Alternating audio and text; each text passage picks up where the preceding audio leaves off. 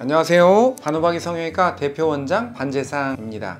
제가 지난 시간도 어떻게 하면 우리가 어려 보이는지 일종의 말하자면은 동안학 개론이라고 제가 말씀드려야 될 것 같은데, 내 또래 중에 내가 좀 더 어려 보이고 행복하게 노년을 그런 사는 방법에 대해서 지금 말씀드리는 그런 시간을 갖는데요. 지난 시간까지는 얼굴의 처짐에 대한 첫 번째 수술, 그러니까 상안면부 거상술에 대한 거를 말씀드렸고요.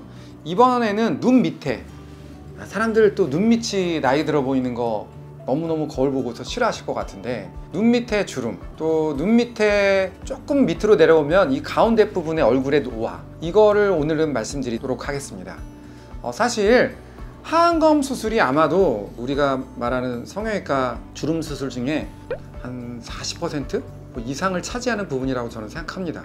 굉장히 중요한 부분인데, 제가 과거 20몇 년 제가 수술을 했는데요. 이 수술을 하면서 처음에는 그냥 하안검만 주로 했었습니다. 그러니까 눈 밑에 보면은 요 안구를 구성하고 있는 이 뼈가 있는데요. 스컬로 좀 설명을 드리겠습니다. 제가 간단하게 얼굴에 이 뼈, 요거를 우리가 스컬이라고 합니다. 이 두개골에 보면은 요 가운데 부분, 여기 이제 눈이죠. 요거를 안화 부위라고 합니다. 눈이 이 안에 담겨 있는 거죠. 눈이 담겨 있으면 아이볼, 그러니까 그 안구가 있고, 그 아이볼 주변으로 눈을 움직이게 하는 근육, 그리고 눈을 보호하는 지방, 그 다음에 눈을 보호하는 이 눈꺼풀들, 그리고 눈썹, 이런 것들이 결국 모든 구조물들이 우리가 보기 위해서 만든 구조물이라고 생각하시면 돼요. 근데 이 눈 아랫부분에 노화 현상이 왜 생기는 거냐면, 안구를 보호하기 위해서 이 안구 주변으로는 지방이 있습니다. 그 지방들이 중력에 의해서 이 아랫부분이 점차적으로 나오게 됩니다. 왜? 눈이 누르니까 윗부분은 꺼지고 아랫부분은 나오게 되는 거죠. 그래서 나이가 들면 여기는 꺼지고 여기는 나오게 됩니다. 눈 밑에는. 또 눈 앞을 구성하고 있는 그 요 앞에 지방을 막고 있는 조직이 굉장히 나이가 들면서 약해지게 돼요. 약해지게 되니까 자연스럽게 튀어나오게 되죠. 튀어나온 부분의 아랫부분은 꺼지게 됩니다. 그래서 이렇게 골이 생기죠. 근데 슬프게도 사실은 눈 밑에 하안검의 이 아랫부분의 노화는 중안면부의 노화와 연결이 돼 있다는 겁니다. 피할 수가 없습니다, 그 연결은. 그러면서 이 중안면부의 근육 밑에 있는 지방들이 아래로 처지게 됩니다. 밑으로 처지면서 점차적으로 이 팔자 부분의 윗부분, 여기가 두꺼워지고 여기 부분은 점차적으로 지방이 밑으로 처지게 되면서 그 부분이 비게 되는 현상이 생기게 되죠. 그러면서 눈 밑이 더 꺼지게 되는 겁니다. 자, 다시 한번 말씀드리면, 이 중안면부의 노화는 반드시 눈꺼풀 아랫부분, 하안검의 노화와 연결이 돼 있다는 것 제가 말씀드리고 싶고요.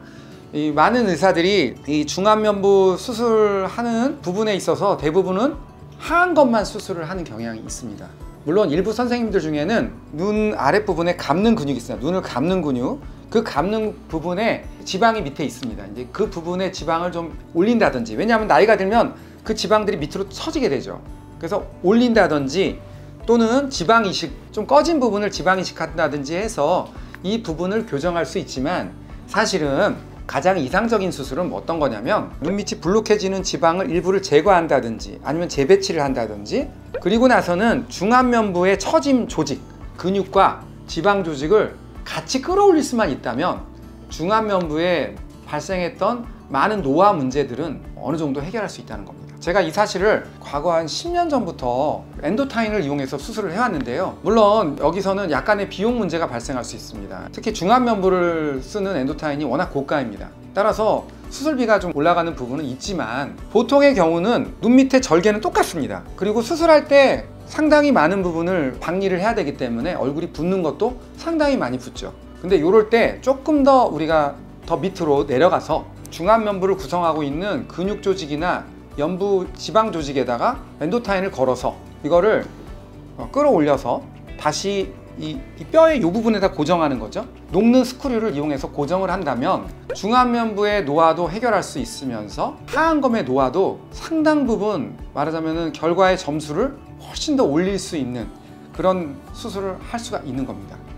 이 부분은 상당히 좀 일반 구독자들이 좀 이해하기 어려운 부분이 있습니다. 하지만 제가 단순하게 말씀드리면, 중안면부의 이 부분이 처지게 되면 결국은 이 눈 밑에 부분과 연결된 이 부분이 꺼지게 됩니다. 그러면서 이 아랫부분이 불룩하게 되는 거예요.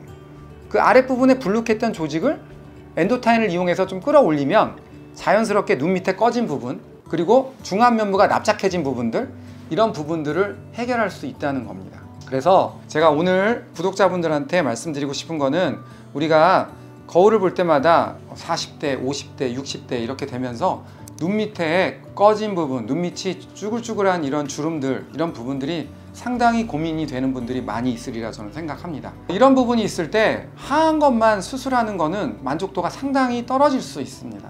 과거에는 눈 밑에 지방이 너무너무 많으신 분들이 계세요. 마치 주머니처럼 이렇게 눈 밑에 커다랗게 주머니를 달고 계신 분이 있습니다. 이런 분들은 지방을 제거하는 것만으로도 상당 부분 만족할 수 있습니다.